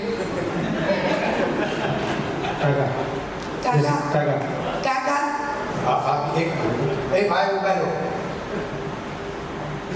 જો સમયને ન ઓળખી શકે એ ભગવાનને ઓળખી શકે. એટલે તમારો સમય થાય એટલે તમે કાંઈક વ્યવસ્થિત રાખજો, કાંઈક બેલ વગાડવાનું. કાકા છેલ્લો ક્વેશ્ચન મારો છે. જય શ્રી કૃષ્ણ કાકા, થોડો પર્સનલ ક્વેશ્ચન પૂછી શકું છું? જરૂર જરૂર. કાકા, તમને જે આ કાકા નામ જે ઉપનામ મળ્યું છે એની પાછળનું શું કારણ છે? બેન, સૌથી તો પહેલા મારું નામ હતું ગોવિંદ્યો, પછી ગોવિંદો, પછી ગોવિંદ, પછી નામ થયું ગોવિંદ ભગત, અને પછી નામ થયું ગોવિંદ કાકા. હવે આમાં નામ જેવો છે, સમય ફરે, સ્થળ ફરે, એમ બધું ફરે. હવે જ્યારે ગોવિંદ્યો હતો તો છોકરાઓએ બધા હાલમાં કે એ નામ સારું હતું, પણ હવે કોઈ બોલાવે નહીં. સાચી વાત કે નહીં? તમે નાના હતા 2 વર્ષના, તમને જે બોલાવતા હોય એ કયા મજા આવે. એટલે મારું નામ ગોવિંદ ભગત એવી રીતે પડ્યું હતું કે હું લાલજીભાઈ પરવડીવાળા ત્યાં કામે જતો હતો. 1967ની વાત છે. તો મને કે ભાઈ 6 વાગે કારખાનું ચાલુ થાય અને તમે કેમ 6:30 આવો છો? તો તમારે 6 આવવું પડશે. તો મેં એને એમ કીધું કે મારે મંદિરે આરતી થાય એટલે હું મંદિરે આરતી કરીને આવું ને એટલે થોડું લેટ થાય. તું ભગત છો એટલે ભગત પડી ગયું. આટલી જ વાત. શેઠ બોલ્યા તું ભગત છો? એમ સારું, તું 6:30 આવજે. એટલે કોઈ ભગત નામ પડી ગયું. આવડી જ વાત હતી. પછી ગોવિંદ કાકા એટલે પડ્યું કે અમારે રાહુલભાઈ મારા ભત્રીજા 25 વર્ષ પહેલા ધંધામાં આવ્યા, સૌજીભાઈ આવ્યા, અમારે કઈના દીકરા નરસિંહભાઈ, પછી મનોજભાઈ ગોધાણી. આખું જે 2nd 3rd જનરેશન આવ્યું તો એ તો કંઈક વાત કરે ફોનમાં, તો કે હું ગોવિંદ કાકાને કહું, તમને કહું છું, એમ જ વાત કરે. એટલે બીજા પછી ઓલા સામે ફોન કરે એમ કે કાકા છે, એટલે પછી કાકા થઈ ગયા. એટલે આખા માર્કેટમાં કાકા થયા. પછી ડોક્ટરો દુનિયા અમારી બહુ મોટી, કારણ કે અમારે 35 વર્ષથી મેડિકલ સેન્ટર હાલે છે અને ડોક્ટરો ફ્રીમાં 35 વર્ષની સેવા આપે છે. એમાં 2-3 ડોક્ટર અમારા જમાઈ બન્યા. જમાઈ એટલે મારા મિત્રોના જમાઈ એમ. એટલે એ ડોક્ટરો મને કાકા કે, એટલે આખી ડોક્ટરની દુનિયામાં હું કાકા થઈ ગયો. અહીંયા માર્કેટમાં કાકા થઈ ગયો. એટલે પછી હાજી કઈ કુકરી આપણે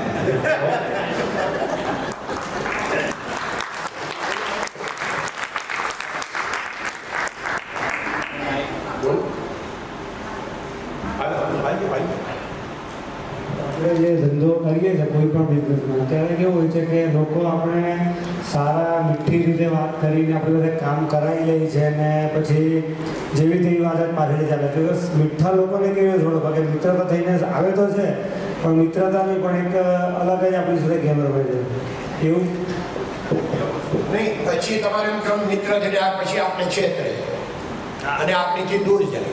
એટલે ભાઈ મેં પહેલા જ કીધું કે દેવો સાથે દાનવો હોવાનો. અને આપણે છે ને ક્યારે આવેશમાં ને આવેગમાં આવવું નહીં. વધારે પડતા મિત્રાચારી પણ એકદમ ઓળઘોળ નહીં થઈ જવાનું અને કોઈની હારે દુશ્મનાવટ પણ ઓળઘોળ નહીં કરવાની. 10% રિજેક્શન આવવાનું ને આવવાનું. ભગવાનને આવ્યું આપણે વાત થઈ તો આપણે તો આવે, એટલે એની ચિંતા કરવી નહીં. જે આપણને છેતરીને જાય છે ને એ ખરેખર છેતરાય છે. આપણે નહીં છેતરાતા, આપણને જે છેતરીને જાય છે એ છેતરાય છે. ભાઈ ઓલા બેન ઊભા થઈ ગયા પ્રમુખ શ્રી એટલે ચેરમેન સાહેબ. Thank you so much, Kaka. Now I would request to Mr. Yes, બહુ જ આનંદ થયો. બહુ સરસ તમે બધી જીવનની વાતો કરી. જે શરૂઆતમાં પહેલા ટ્રાન્ઝેક્શનથી પહેલો જે તમે વેપાર શરૂ કર્યો એની અંદર પણ તમે નફો લીધો અને ઘણા બધા એવા ઉદાહરણ લીધા કે જેની અંદર એવું દેખાય છે કે તમારી પાસે પૈસાનો એ કોઈ એવો પ્રોબ્લેમ આવ્યો નથી. તો આટલા બધા વર્ષોમાં ઘણા બધા ઉદ્યોગપતિ અને આપણે મહેનત કરીએ છીએ ધંધાદારી, તો દરેકના જીવનમાં એવો ખરાબ સમય બહુ જ આવતો હોય કે જેની અંદરથી એને નીકળવું એ બહુ કઠિન હોય છે એમ. તો એવા કોઈ સમય એવું આવ્યો કે જેની અંદર આર્થિક રીતે પણ અને માનસિક રીતે પણ તમે થયા હોય અને એમાંથી બહાર નીકળ્યા હોય, તો એ કદાચ દરેક વ્યક્તિને ઉપયોગી થાય. ના, એ આપની વાત સાચી છે ભાઈ. મેં શું કીધું, એવો સમય તો આવ્યો જ હોય પણ અમે સ્વીકાર કરી લીધો. અને આમાંથી બહાર કેમ નીકળવું વિચારી આ મિત્રને વાત કરીએ તો થાય આમાંથી રસ્તો, ઓલા ફુવાને વાત કરીએ તો રસ્તો નીકળશે, કાકાને વાત કરીએ તો રસ્તો નીકળશે. અત્યારે પ્રોબ્લેમ છે આઈ એમ સમથિંગ, કોઈને કંઈ કહેવું નથી, બધું છુપાવવું છે. આ દુઃખના દરવાજા છે. રસ્તા મળી જાય. વાર્તાલાપ થયો એમાં મારાથી જે કાંઈ બોલાણું હોય એમાં તમને લાગુ પડ્યું હોય, તમારે એમાં કાંઈ ફાયદો થયો હોય, જીવન જીવવાનું કંઈ જડીબુટ્ટી મળી હોય, એમાં મારું કાંઈ નથી. મેં કીધું એમ ઈશ્વરે યોજના બનાવી, મારી અંદર આવીને ભગવાને તમારા માટે બોલાવ્યું છે, એટલે એ બધું ભગવાનનું છે. અને તમને કંઈક એવું કંઈ ખોટું લાગ્યું, ખરાબ લાગ્યું, ઇન્સલ્ટ હોય તો ક્ષમાયાચના. વળી પાછી ઈશ્વર કોઈ યોજના બનાવશે તો આપણે મળશું અને ભગવાનને પ્રાર્થના કરશું, સર્વે જના સુખી સંતો સર્વે સંતો. ધન્યવાદ, થેન્ક યુ. આયોજકોનો ખૂબ ખૂબ આભાર.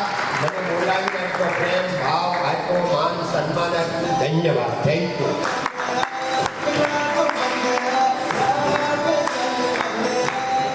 Thank you very much, Kaka.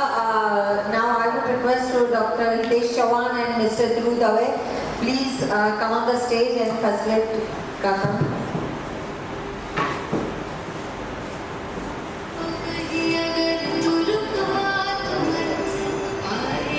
Hello કાકા, તમે હમણાં સેશન વચ્ચે એક વખત કીધું કે એમણે છે ને તે SRKમાં સજેશન બોક્સ મૂક્યું છે, જેમાં લોકો પોતાના સજેશન તો લખે છે પણ કોઈ તારીફ કરે છે ને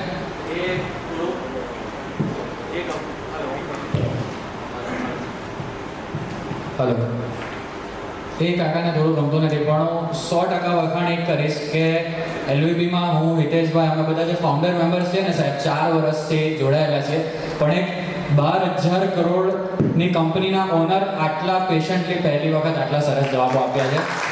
એના માટે તમને થેન્ક યુ સો મચ. તમે આવ્યા, તમે પેશન્ટલી આન્સર આપ્યા. અમે પણ એક્સપેક્ટ નહોતું કર્યું કે આટલા સવાલોના તમે જવાબ આપશો. પ્રેસિડેન્ટની સામે હું જોયા કરતો હતો કે કદાચ કાકાનો ટાઈમ વધારે નથી લેવાઈ જતો ને, બટ તમે સામે ચાલીને આના જવાબ આપ્યા, એના માટે થેન્ક યુ સો મચ. ઘણા બધા લોકો ખૂબ જ સેટિસ્ફાઈડ છે, તેના માટે થેન્ક યુ. હવે કાકા નાનકડું ફેસિલિટેશન છે જે ડૉક્ટર સાહેબ કન્ટિન્યુ કરશે. કાકા, તમે આવ્યા ને તો અમે એક નાની અમથી ટ્રોફીથી તમને સન્માનિત કરવા માંગીએ છીએ. તો અમારા સુરતના ઈડી અને નવસારીના ઈડી આપણી વચ્ચે મોજૂદ છે કે નવસારીના ઈડી સાગર પંચાલને અમે ઇન્વાઇટ કરવા માંગીએ છીએ અને સુરતના ઈડી બિપિન માંડવિયાને. કાકાને એક સરસ મજાની ટ્રોફીથી સન્માનિત કરીશું આપણે. એક મિનિટ સર બધા माना कि मुश्किल है सफर पर सुनो मुसाफिर हो, कहीं अगर तू रुका तो मंजिल आएगी ना फिर. कदम कदम मिलाए जा, गगन गगन झुकाए जा, रख हौसला कर फैसला, तुझे वक्त बदलना है.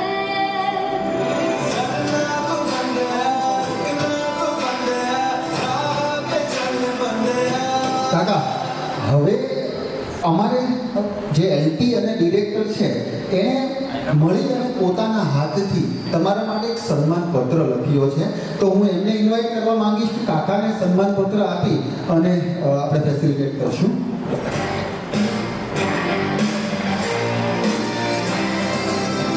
जिंदगी एक जश्न शरारत रग रग में है, जीत की आदत है, सर पर दुश्मन भी सलामी दे। खूबसूरत हम तेरे सारे, तुझसे जुदा नहीं होने वाले, आखिर तक हम सफर करेंगे के। चैन जो नस नस में है, हर बाजी तेरे बस में है, दिल मान के दोस्ता होंगे। सलाम सलाम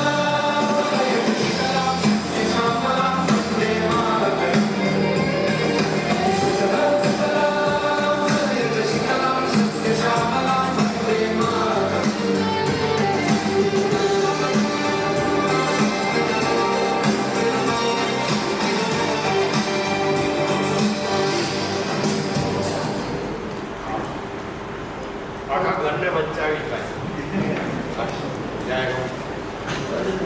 અમે આવું કંઈ હોય ને તો સાંજે કુટુંબ સાથે બેસી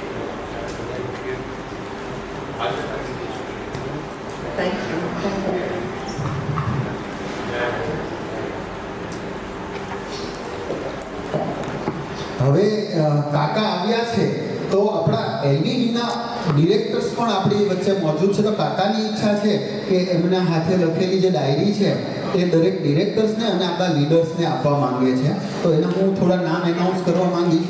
એ નામ પ્રમાણે એક વ્યક્તિ આવવાનું છે આગળ.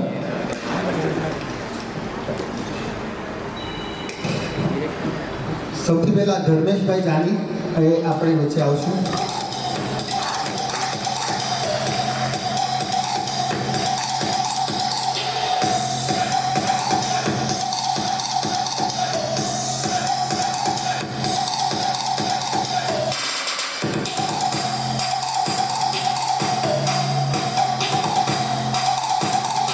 પછી બિપિનભાઈ માંડવીયા હું તમને કરવા માંગુ.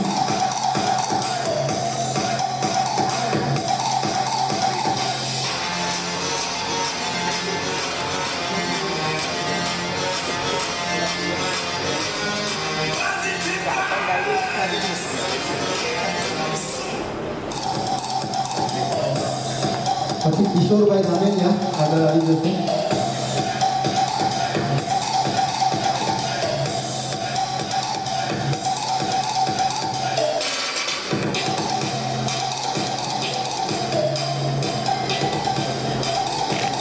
અને પછી રાકેશભાઈ કાનાણી માટે અંદર મૂકી દો. ના ના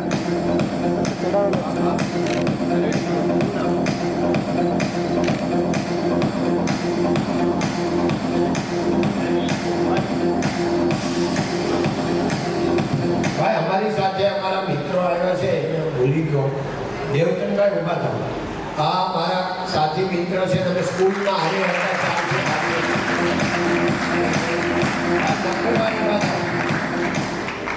આ નકુભાઈ અમારા મિત્ર છે, અમારા ગામના જ છે અને એનું કામ 600 કરોડનું છે. એટલે આપણે કઈ ગયા ભણ્યા બધા દીકરાઓ ઊભા થવા બધા. તમે યંગસ્ટર કેટલા ઊભા છે? આ બધા અમારા સાક્ષી હારી રહ્યા છે. ઊભા થાવ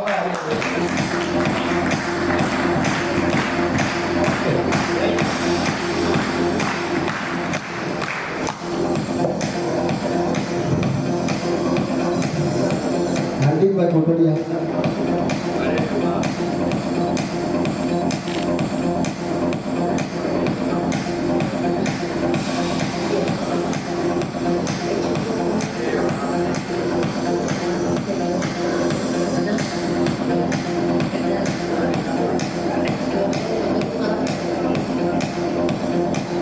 જનીશભાઈ. પછી પ્રજ્ઞેશભાઈ. થોડા જલ્દી આવશું, કાકાનો આપણે કિંમતી સમય બહુ નહીં વાપરીએ. હા, જેનીશભાઈ આવી જશો. પ્રજ્ઞેશભાઈ કોટડિયા, નિશિતભાઈ ગોરડિયા, ડૉક્ટર વિજિકા ચૌહાણ, જૈનબભાઈ શાહ, આપણા ગ્રીન ફ્યુઝનના માલિક જૈનબભાઈને પણ આપણે ઇન્વાઇટ કરવા માંગીશું.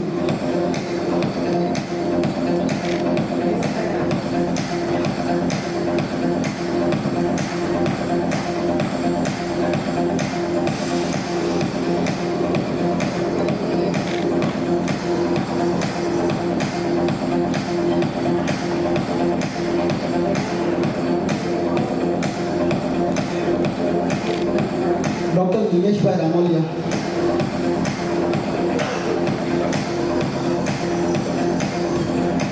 હું રિક્વેસ્ટ કરીશ નવસારી સિટીના એડીસ શ્રી સાગરભાઈ કે તમે પણ આવો.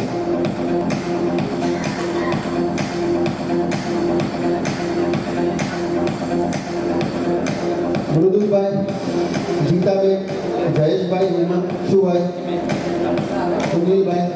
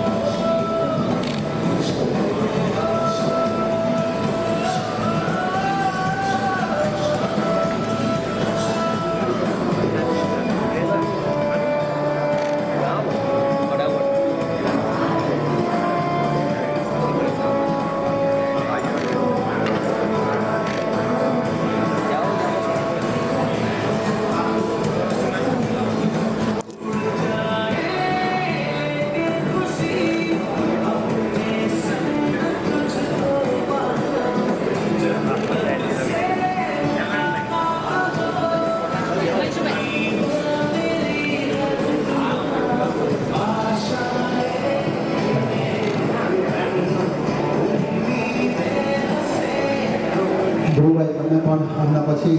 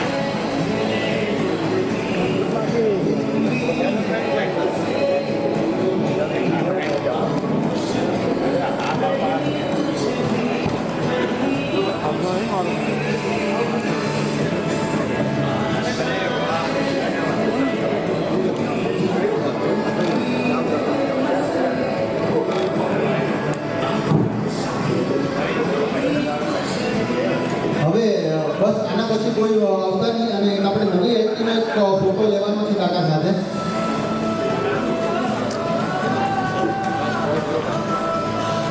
કાકા અમારી નવી લીડરશિપ ટીમ છે. 6 મહિને લીડરશિપ ટીમ અમારી ચેન્જ થાય છે. આજે ચેન્જ ઓફ ગાર્ડ પણ છે કે આ લોકો નવા લીડર્સ છે જે હવે 6 મહિના હેન્ડલ કરવાના છે અમારા અર્જુન ચેપ્ટરને.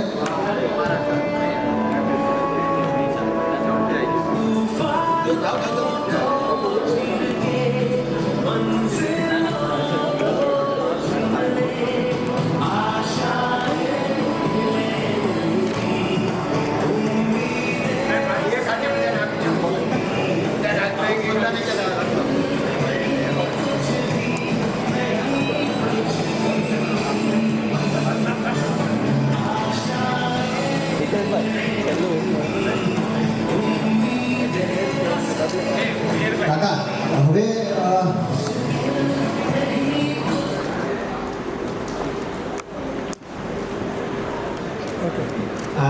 છે, પછી કોઈ મહેરબાની કરીને આવવાનું નથી. કાકાનો સમય બહુ જ કિંમતી હોય છે. ભાઈ તમે જતા રહો ભાઈ. હવે આના પછી કાકા તમે તમારી ઈચ્છા હોય તો અમારી સાથે એલટી ટેબલ પર બેસી શકો છો અને અમારી મીટિંગને આગળ માણી શકો છો. અમને હાથે જ જતા રહો પાર્થ.